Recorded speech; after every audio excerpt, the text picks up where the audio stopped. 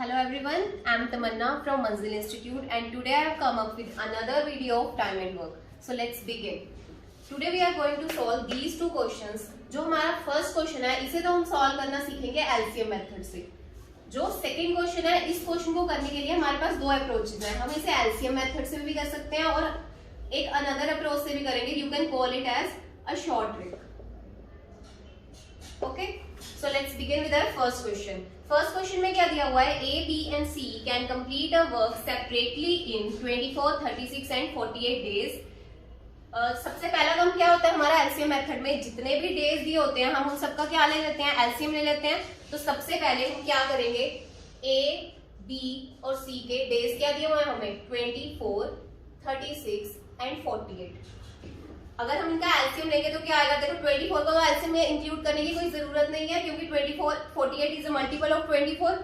जब हम 36 और 48 का एलसीएम लेंगे तो क्या आ जाएगा हमारे पास? 144 यूनिट्स. ये क्या आ गया हमारे पास? Total work. अब हम तीनों की पर डे यूनिट निकालेंगे. 144 को जब हमने 24 से डिवाइड किया क्या आ जाएगा हमारे पास? 6 यूनिट्स. 144 को जब 36 से डिवाइड किया तो हमारे पास बी का पर डे वर्क क्या आ गया? 4 यूनिट्स. और 144 को जब हमने 48 से डिवाइड किया तो हमारे पास सी का पर डे वर्क क्या आ गया? 3 यूनिट्स. हमने तीनों का पर डे वर्क निकाल लिया. अगर हम तीनों को ऐड करें, तीनों मिलके एक दिन में कितना काम करते हैं? 13 यूनिट्स. ठीक है, अब हम नेक्स्ट लाइन रीड करते हैं. क्या दिया हुआ है? They started together but she left 4 days after start. वो कह रहे हैं उन तीनों ने स्टार्ट तो काम इकट्ठे किया था बट सी 4 डेज के बाद छोड़ के चला गया. इट मीन्स जो फर्स्ट 4 डेज थे उसमें तीनों ने काम किया होगा. तो हम सबसे पहले क्या निकाल लेंगे? ए प्लस बी प्लस सी का 4 डे वर्क निकाल लेंगे. हमें क्या पता है कि तीनों मिलके एक दिन में कितना काम करते हैं? 13 यूनिट्स करते हैं. तो 4 डेज में उन्होंने कितना काम कर लिया होगा? 13 इंटू 4 दैट इज 52 यूनिट्स. ठीक है, उसके बाद हमें क्या दिया हुआ है? And A left 3 days before the completion of the work. वो कह रहे हैं कि काम शुरू होने के 3 दिन काम खत्म होने के 3 दिन पहले ए भी छोड़ के चला गया.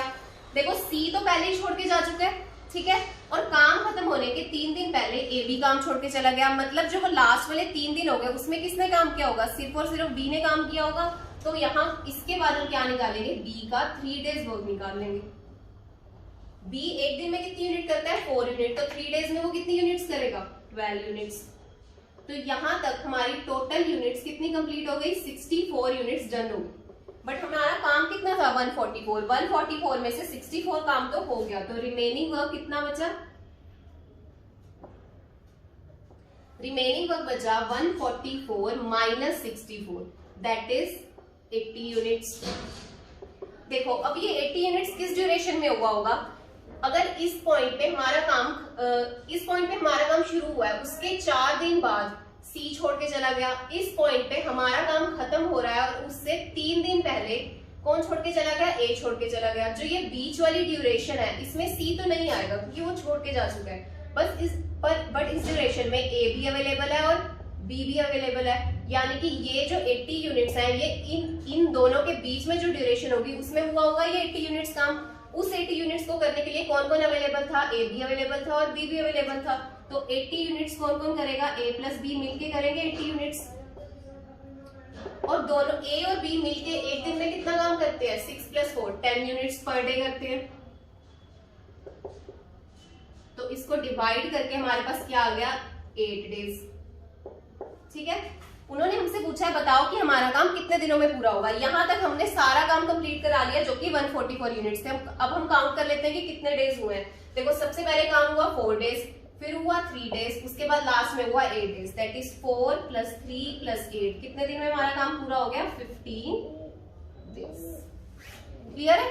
होप सो आपको ये क्वेश्चन अच्छे से समझ आ गया होगा. अब हम नेक्स्ट क्वेश्चन पे मूव करते हैं.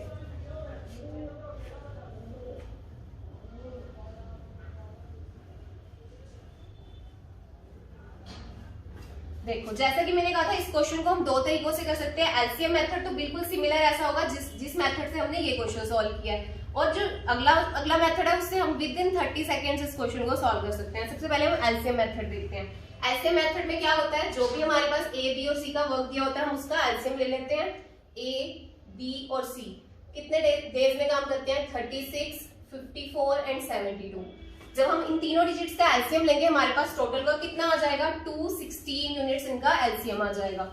इसके बाद हम तीनों की पर डे यूनिट फाइंड कर लेंगे। 216 को जब हमने 36 से डिवाइड किया कितनी आ गई इसकी पर डे यूनिट, 6 यूनिट आ गई। 216 को जब हम 54 से डिवाइड करेंगे तब देखो कितनी आ जाएगी हमारे पास, 4 यूनिट आ जाएंगे। उसके बाद 216 को जब हम 72 से डिवाइड करेंगे तब कितना आ जाएगा हमारे पास, 3 यूनिट आ जाएगा। तीनों का पर डे वर्क आ गया।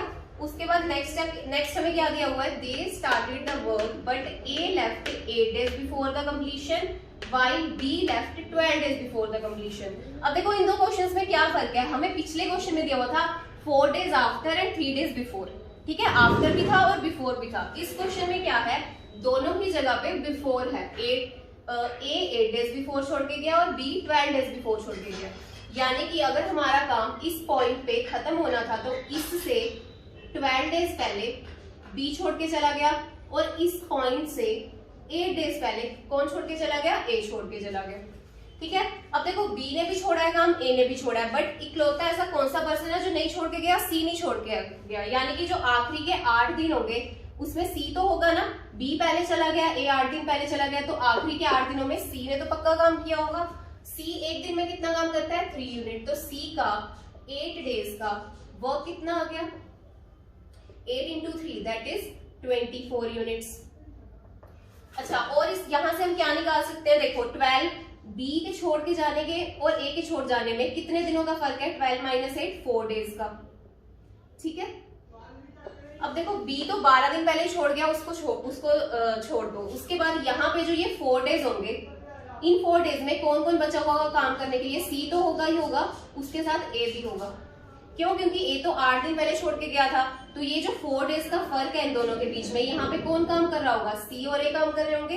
ये वाले 4 दिन C और A दोनों ने मिलके काम किया, तो हम क्या करेंगे, A और C का 4 days का वर्क निकाल लेंगे। A और C एक दिन में कितना काम करते हैं, 6 + 3 9 यूनिट्स करते हैं, तो 4 days में कितनी कर लेंगे, 9 × 4 36 यूनिट्स।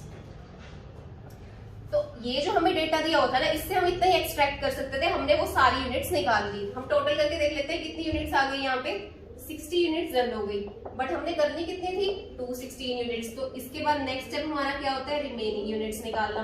रिमेनिंग यूनिट्स क्या है, 216 - 60 दैट इज 156 यूनिट्स।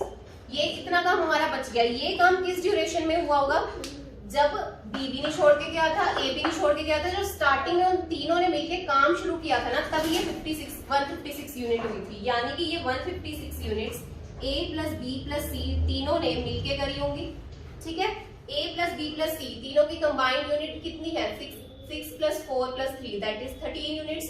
तो हम 156 यूनिट्स को किससे डिवाइड कर देंगे, 13 से। तो हमारे पास यहाँ से कितने डेज आ गए, 12 डेज आ गए। उन्होंने आपसे क्वेश्चन क्या पूछा है, बताओ कि C ने कितने दिनों के लिए काम किया। देखो C ने कितने दिनों के लिए काम किया, स्टार्टिंग में 8 डेज काम किया, फिर 4 डेज काम किया एंड देन यहाँ पे 12 डेज काम किया, यानी कि 8 + 4 + 12 दैट इज 24 डेज, ठीक है। ये तो हो गया जनरल एलसीएम वाला अप्रोच। अगर हम इस क्वेश्चन को इससे भी फास्ट थोड़े कम टाइम में सॉल्व करना चाहते हैं तो हम कैसे सॉल्व कर सकते हैं इस क्वेश्चन को,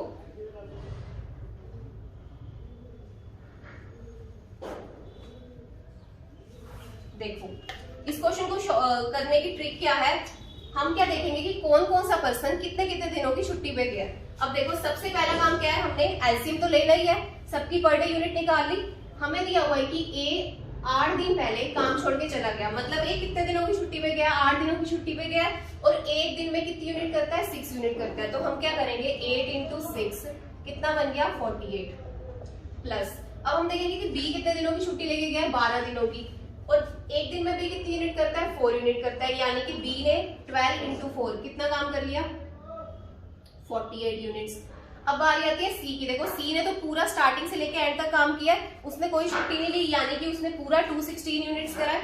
तो इसमें हमने C के लिए क्या ऐड कर दिया, 216। इसके बाद हमने इन तीनों को किससे डिवाइड कर देना, उनकी पर डे यूनिट से। A, B और C की पर डे यूनिट कितनी है, 30 यूनिट। हमने टोटल को किससे डिवाइड कर दिया, 13 से।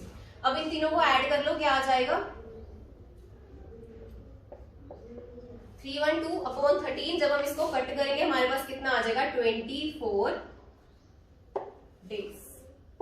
देखो पहले भी हमारा आंसर 24 डेज आया था, अब भी 24 डेज आया, बट वहां पे हमें बहुत सारा अरेंजमेंट करना पड़ा था ये आंसर तक पहुंचने के लिए। यहाँ हम इजिली सिर्फ एक स्टेप से ही पहुंच गए। और आप ये जो 24 डेज आता है ना, ये क्या आता है हमारे पास कि हमारा काम कितने टाइम में कंप्लीट हुआ है, in how many days our work is completed.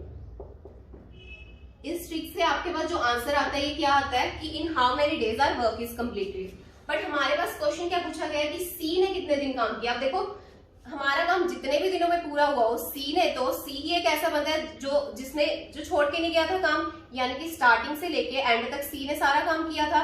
इस क्वेश्चन का आंसर वही होगा जितने दिन सी ने काम किया, यानी कि in how many days our work is completed is equal to the number of days for which she worked. तो दैट्स वाई हमारा आंसर क्या आ गया 24 डेज। ठीक है, सो आप इस क्वेश्चन को, और जो ये मैंने ट्रिक बताई है ये आप सिर्फ इसी क्वेश्चन में अप्लाई कर सकते हो जिसमें दोनों ही केसेस में बिफोर और बिफोर दिया हो। जहां पे आफ्टर और बिफोर हो वहां आप ये ट्रिक अप्लाई नहीं कर सकते, आपका आंसर गलत हो जाएगा। ठीक है, होप सो आपको ये दोनों क्वेश्चन अब अच्छे से क्लियर हो गए होंगे। Stay tuned for more such videos. Thank you so much.